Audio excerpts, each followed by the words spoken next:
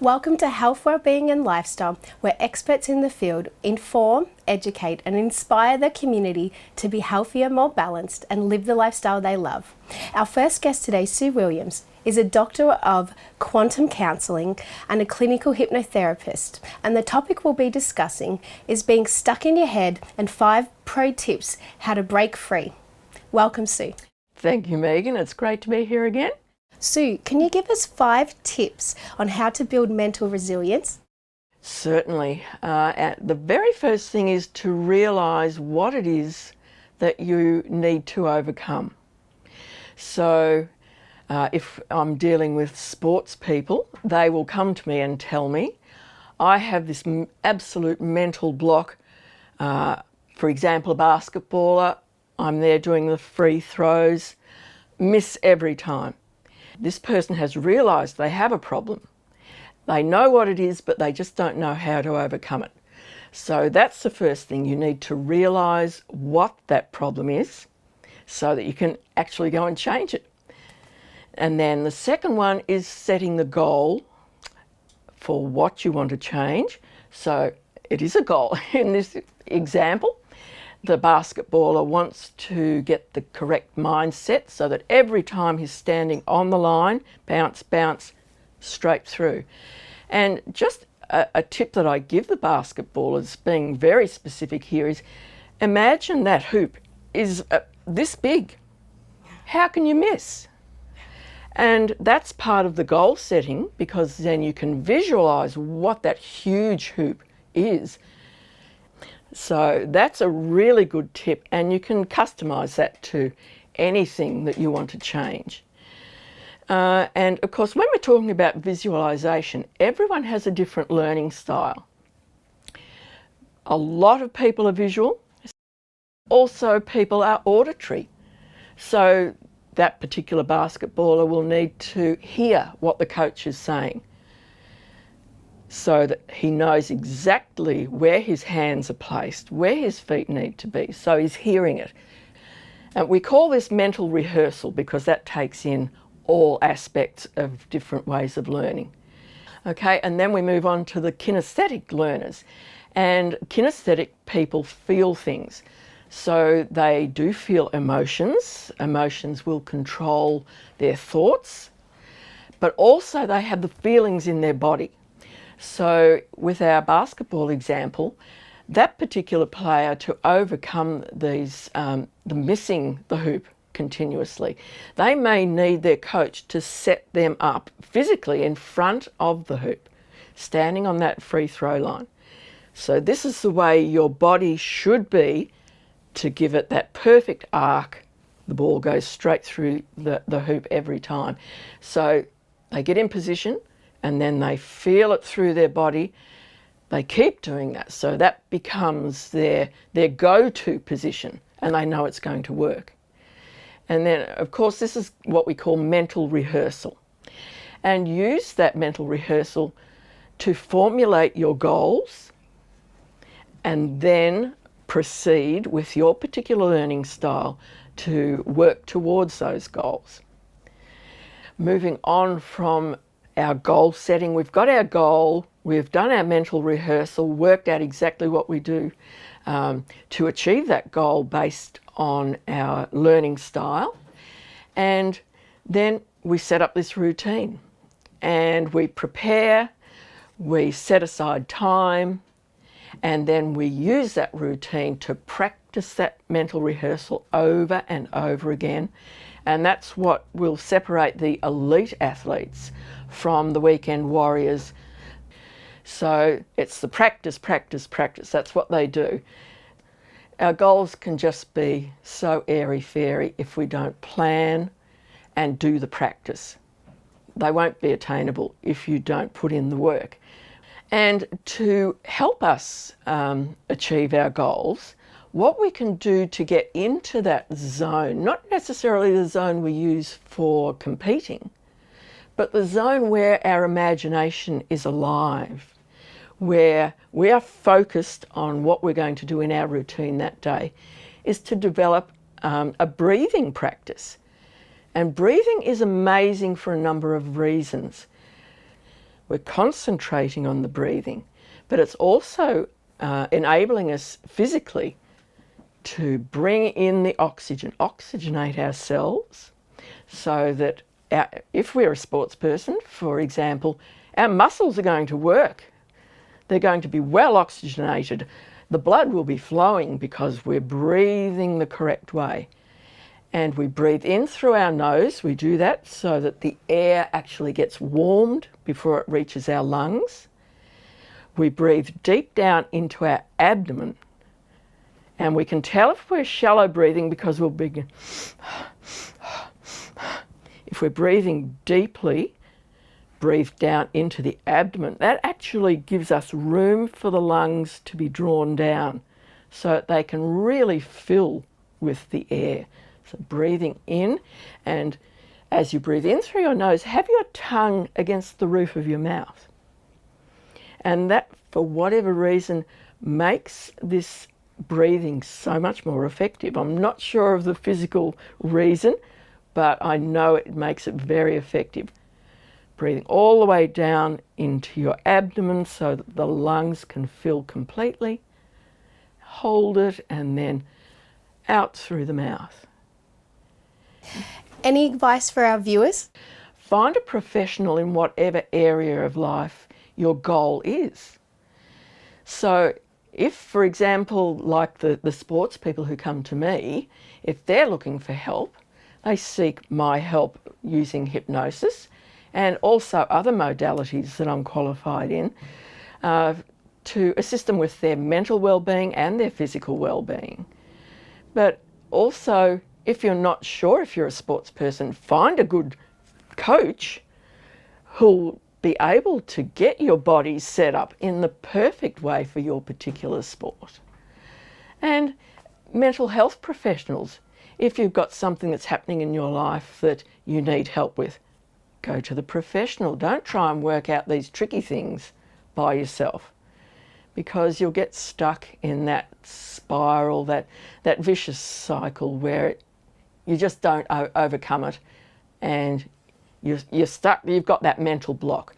So find the relevant professional, always the first step, and then see what they can do to help you, and you may be able to move on and do something else, set another goal. Thanks, Sue. That's such valuable information. If you'd like to know more about Sue Williams and how to build mental toughness and get unstuck, please go to her webpage on our website, healthwellbeingandlifestyle.com.au. And after the break, we have another interesting guest with another interesting topic. Stay tuned. After the break, Denise Mokadsi will explain what happens if you are struggling with menopause and how your genes guide you back to balance.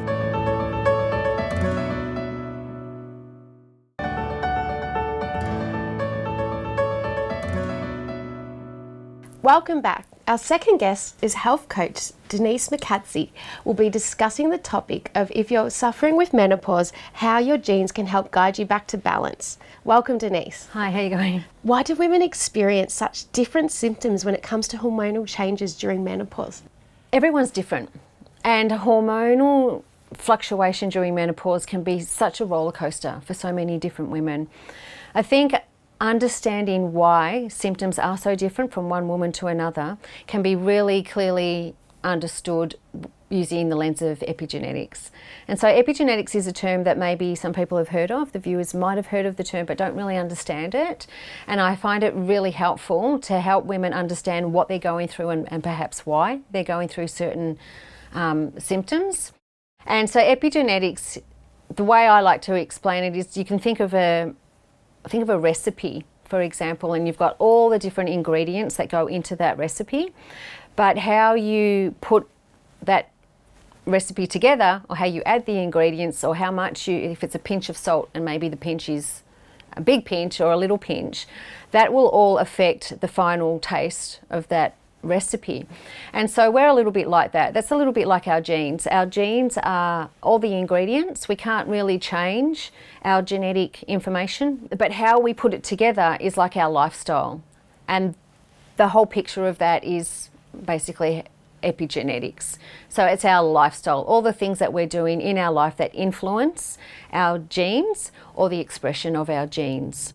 There's a couple of reasons why women will experience going through menopause very different from one another. One, our genes are different, so how we're going to experience hormonal changes will be different just because of the genes that we've got and how our body responds to those hormonal changes.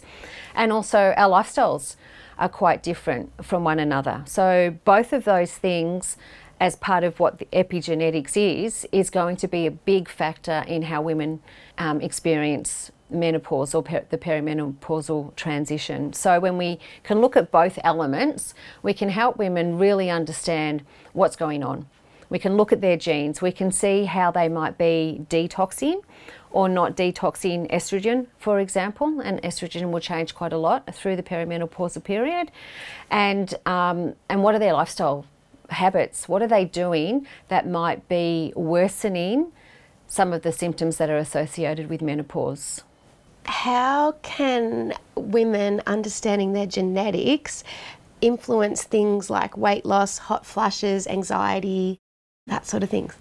We can look at certain genes and we can tell women, or anybody really, how they will metabolize fats, what kind of rate of metabolism they have, and what other factors might be missing, or like enzymes or vitamins or cofactors that cause certain reactions to happen in the body that help. So for example, there's a gene that helps you detox estrogen. If someone doesn't have that gene, or there's a variation on that gene, how they detox estrogen will be very different to someone who has the gene.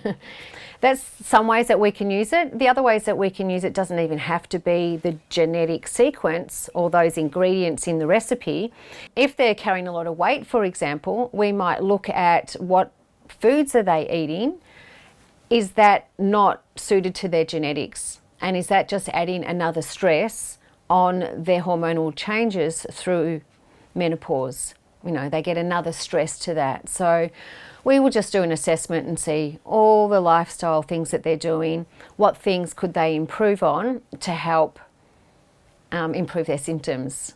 Denise, in terms of tips for our viewers, what are some key lifestyle changes women can make to support better hormonal health during the periods of premenopause and menopause? So again, we can get right down to individual strategies for people depending on what their genes are and their lifestyle, but probably generally for most women going through menopause, because it is such a hormonal roller coaster, a lot of it is under the influence of how we're metabolizing or sensitive to insulin. So a big key thing for perimenopausal or menopausal women to think about is their carbohydrate or sugar consumption.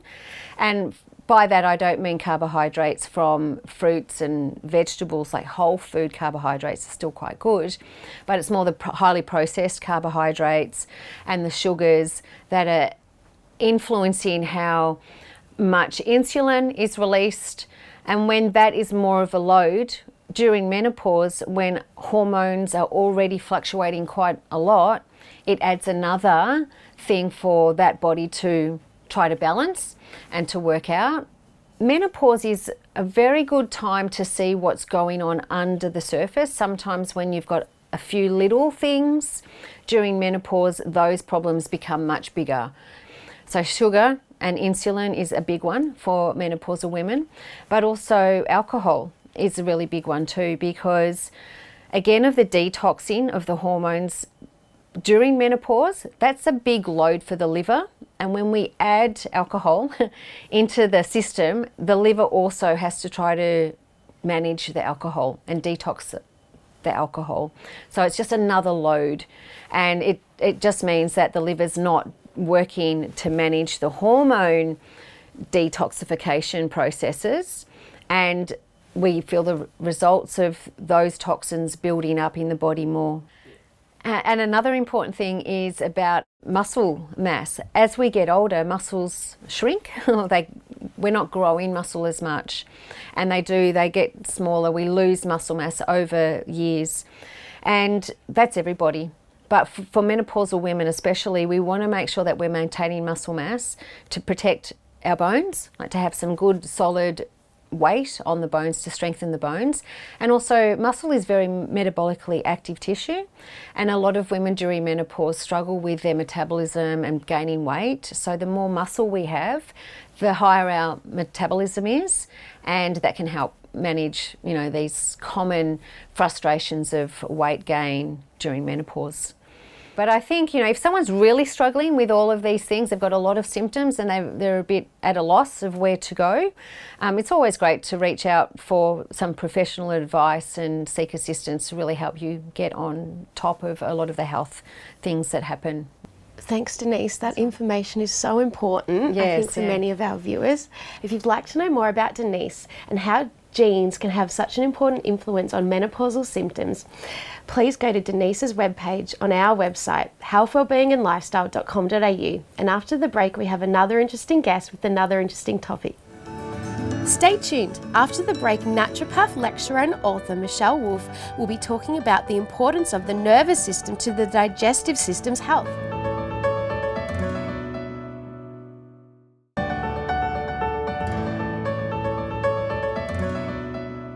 Welcome back. Our next guest is Michèle Wolff, and she's a naturopath, author and lecturer. And the topic we'll be discussing today is the importance of the nervous system and the digestive system's health. Welcome, Michèle. Thank you, Megan. Michèle, what's the difference between the two? Well, the mind and the nervous system have a big connection. So I'm sure you've experienced the feeling of butterflies when you've been frightened about something. But scientifically, they've now found that not only do we have a brain-gut connection, but also that the gut has its own brain or own nervous system, so to speak. So for an example, it produces serotonin, which is a chemical produced in the brain that helps the nervous system and helps calm the brain. So our lifestyles can have a profound effect on the nervous system, and that has an interaction with the gut. Emotions, they can actually affect the microbiome. So in microbiome tests, which are stool tests, they test over 700 different species now, and there can be an impact on that microbiome through your diet, but there can also be an impact on how you think. So if you're stressed or have an overburden of more negative thoughts, that has an impact on the negative aspects of the microbiome. And also that kind of stress has an impact on your upper digestion, so you won't produce as much pancreatic enzymes from your pancreas or as much hydrochloric acid from your stomach, and the liver's implicated in that as well. So if you're frightened or holding on, it can kind of shrink those digestive chemicals, and it can also have an effect on constipation if you're holding on. Whereas completely different to that, you can have diarrhea if you're very anxious about something, and that can follow the butterfly feeling in the gut. And in your diet, a lot of people have coffee, but if you have a delicate nervous system, when you have a coffee, it will likely make you more anxious, and it will either give you diarrhea or pain in the gut or inflame the gut. The other thing that coffee does is it's a diuretic, which means it makes you pee more, and then that has an effect at moving out magnesium, potassium and calcium, and those are major minerals for your nervous system. So you'll likely become more anxious or more stressed from those coming out. There are also lots of other foods that have an effect on the nervous system and then on the digestion.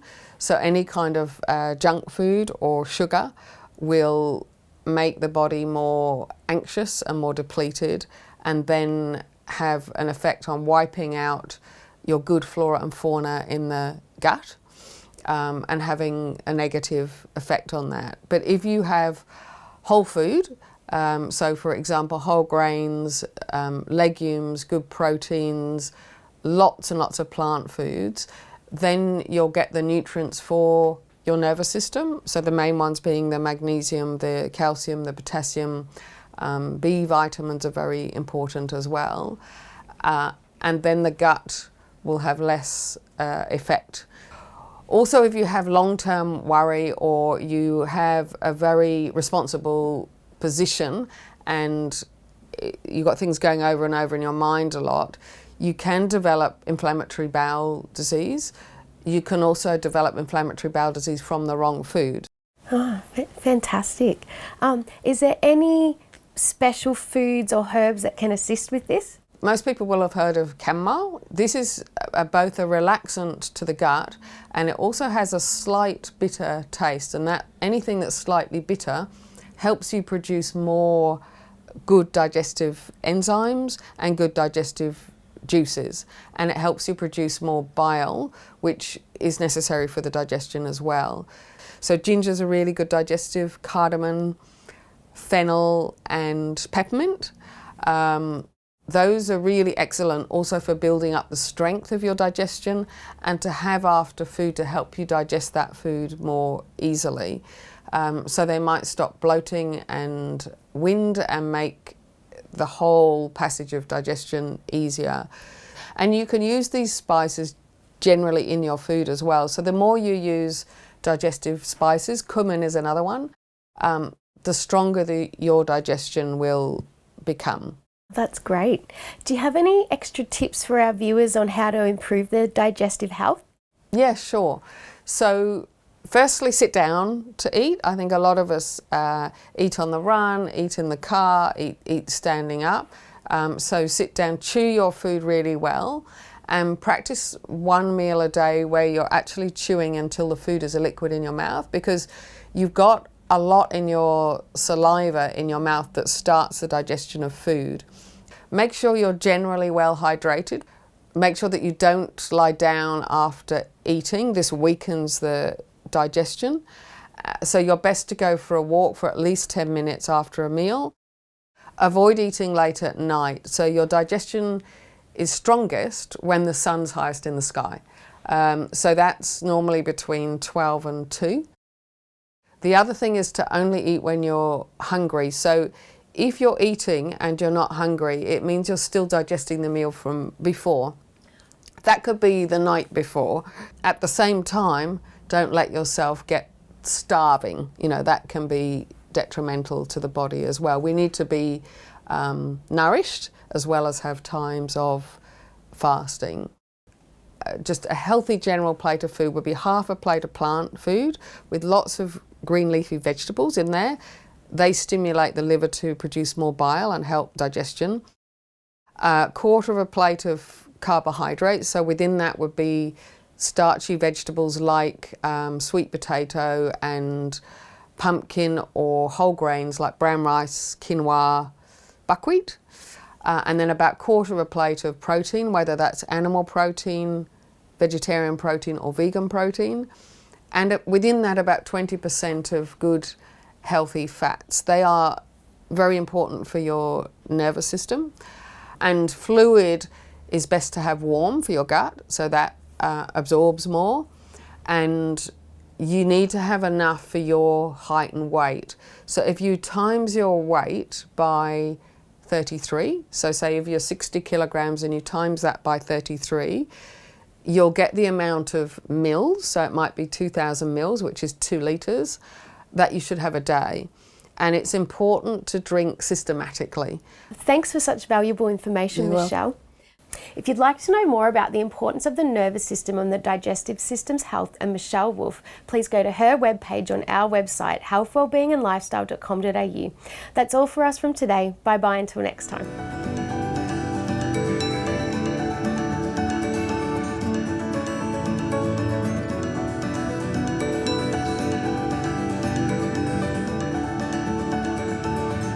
If you'd like to know more about our show, please like us on Facebook, follow us on Instagram and subscribe to our YouTube channel.